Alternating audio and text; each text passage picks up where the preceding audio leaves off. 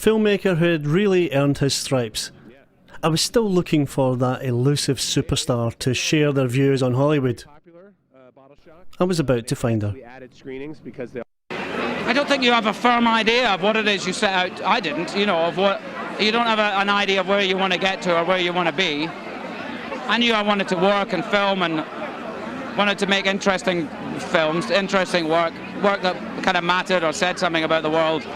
And so in that respect, I'm very satisfied that I do that. I do a variety of different kind of movies, and they always satisfy me, So in that respect, I'm really happy. But I don't know if you set out going, when I get there, I'll be happy. Luckily, because if you got there, what would you do then? Well, I've been having a really good time. After I left the business and when I decided to come back, I thought, I just really don't think I can do any more Catwoman movies. Sharon Stone, a real Hollywood A-lister. When I decided I didn't really want to work anymore, I just sort of had it. And when I decided that I wanted to come back to the business, I felt like I'd been so kind of pigeonholed that I couldn't really work as a character actress, that my choices were so diminished.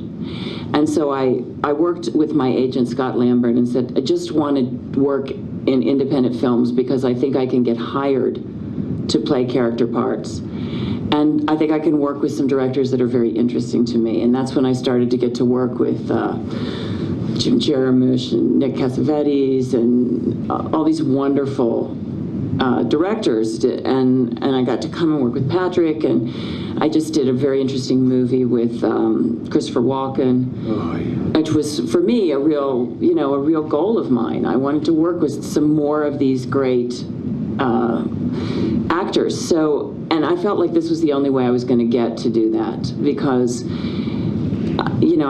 I was so over this. Every movie I had to work in, I had to play some sex symbol part. This was a wonderful insight into the reality of what might happen after you make it in Hollywood.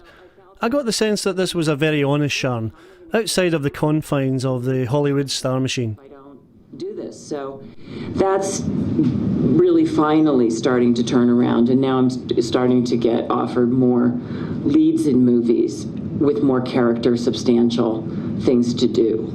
And in order to do that, I've had to do it this way. And Nick let me play that really interesting part in Alpha Dog, where I got to fall apart. And, Jim let me play that great part with Bill Murray. And I'm getting, so I've had and by and large, I haven't, there've been small parts that haven't had a lot of notoriety, but there's over these few years, they've been piling up, and as they've piled up, then people are starting to go, oh, I see, there's something,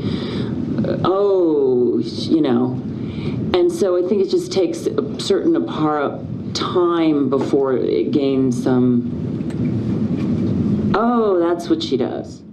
It was wonderful to watch such a documented Hollywood star enjoying being in the company of filmmakers and relishing the attention on the film she was in rather than only her.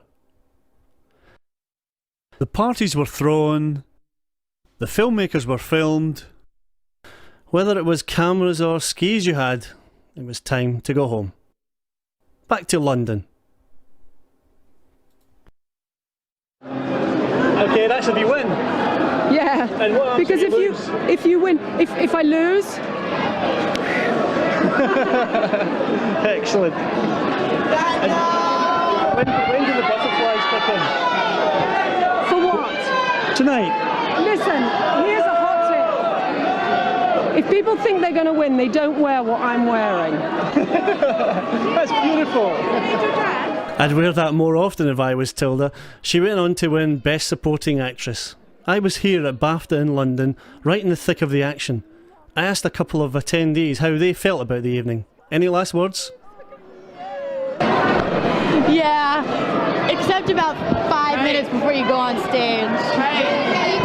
It's like, dance, monkey boy, dance. Dance, juggle some knives like you used to in the old days. Put things in your tongue. It's a great play.